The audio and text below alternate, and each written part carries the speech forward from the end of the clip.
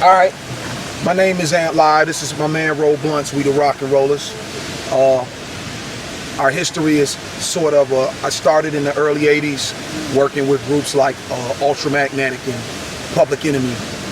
Chuck D, Public Enemy, is a mentor of mine. He helped me develop my group MF911, which was the group I was signed with Polygram Next Plateau Records from 1992 to 1994. So before I signed the deal, I was working with the Ultramagnetic MCs as well as Public Enemy. Ultramagnetic MCs are the one who got us a deal with Eddie O'Loughlin, the president of Next Plateau, and at the time London Polygram Records. So with that being said, after my album was released internationally, we had a video on MTV and BET Raps. There was a lot of stuff going on, the movement. And the record company really didn't promote the business. I mean, you know, promote us properly. But what went on is, by me having the opportunity to have a record deal, I was the only artist in Detroit, Michigan, USA, to have a hip-hop record deal. I was one of the first acts. Me and my group MF911 was some of the first guys to have a major record deal out of Detroit, Michigan. So what that did is it helped develop my brand and what I was trying to create. And from there I went to radio, FM 98 WJLB in Detroit, Michigan, which was like number 3 station at the time. And I just did some co-producing, working with this guy named Bushman. And from there I ran my studio and I produced for everybody from the likes of, I've worked with the likes of Jay Dilla, a legend. I've worked with the likes of Public Enemy, LL Cool J, Ghostface Killer, Scarface, and these are different artists that I've worked with throughout the years. So since the radio and since developing my brand within my studio and engineering and everything, I've had a couple little independent deals, but the main focus at this point in time is this RocknRollers project, which started about a year ago, and it was developed with me and my man here, Roll Blunts. Hi, cool. Roll Blunt career, not as exciting as Antlive's due to various legal issues. I had to take time out, but after a while I just got my head back into it, and through a mutual friend hooked up with Antlive here, and the rest is history. We've just literally, we both clicked, both on an emotional tip and a creative tip, which just makes everything that much more realistic and more organic. Definitely. It's one of these projects that you have to go with the flow. You can't stop and start. It's a roller coaster. You know, 1 minute it's up, next minute it's down, but it's all good fun though. It's all good fun, and we're just here, just about to introduce real hip hop back to the masses, and that's what we're about. And the part that Roll plays with me, like he was, I'll elaborate a little.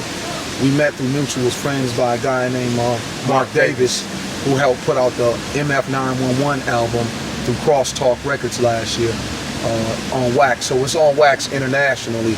And from that connection with Mark Davis, I met Roll Blunts, and Roll Blunts is a producer out of the UK.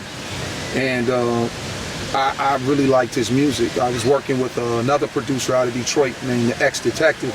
In my musical career, I've gone like full circle. I've gone from producer, engineer, now I'm back to artist again. I was an artist, then went to producer and engineer, now I'm back an artist again. So I really don't have any aspirations to kind of do beats right now at this point in time.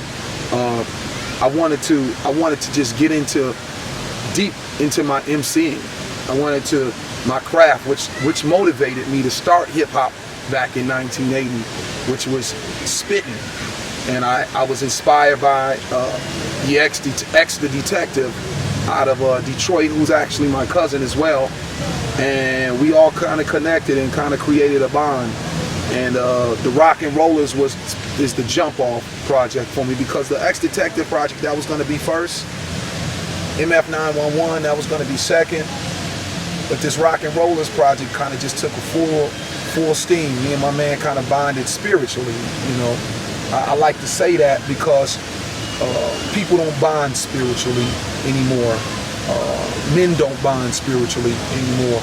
And that's what the music is. It's a spiritual music. Now, when I go into say spiritual, we're not talking about gospel, but we're just saying more or less organic hip hop. Boom, bap.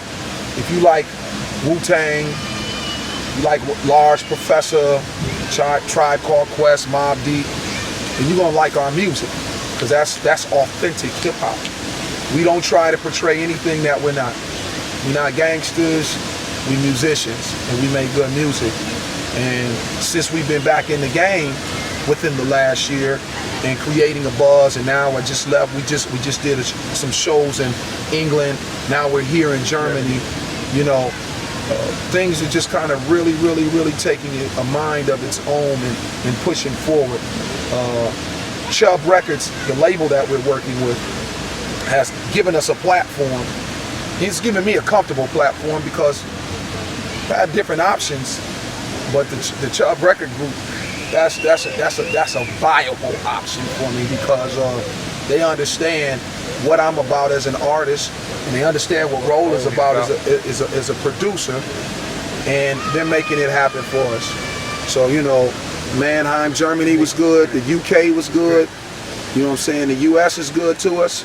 Kaiser Slaughter last night was off the hook. Yeah. So, you know, this is what the RocknRollers is about. We come to your club, we come to your show, we come to your venue, and we rock.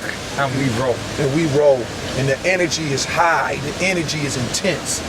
The crowd is into it, it's a participation.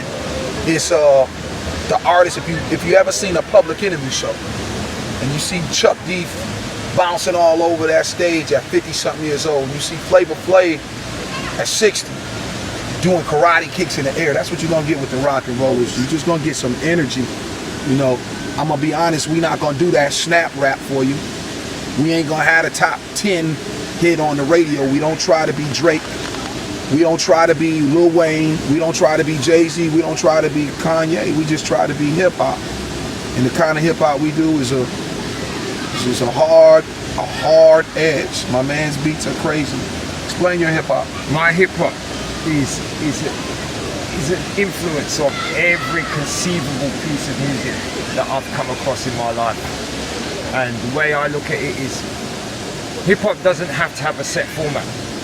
To me, hip hop is a way of life, it's a culture. That's where a lot of people are making mistakes now. They're not looking at it the way that we look at it, if that makes sense to you. I just think we're just making good music, and I just go with the flow. That's me. I will go with the flow. As soon as I hear a sample or a piece of music that I'm feeling, that's it. I'm in the lab, and the next beat's coming up. I'm a very picky MC. You know, I like a certain kind of beat. I don't mince what I do for anybody. I don't mince my style. I don't alter it. I don't change it to get in your club. With what I'm saying is, I don't go pop. I don't make the radio song so I can go play a 2,000 venue or 500 venue or 500,000. I don't do that kind of music. We give you the real hip hop. We give you that authentic sound that's just gonna make you feel good about yourself. But what makes people feel good is the entertainment. See, that's what people don't understand. The entertainment.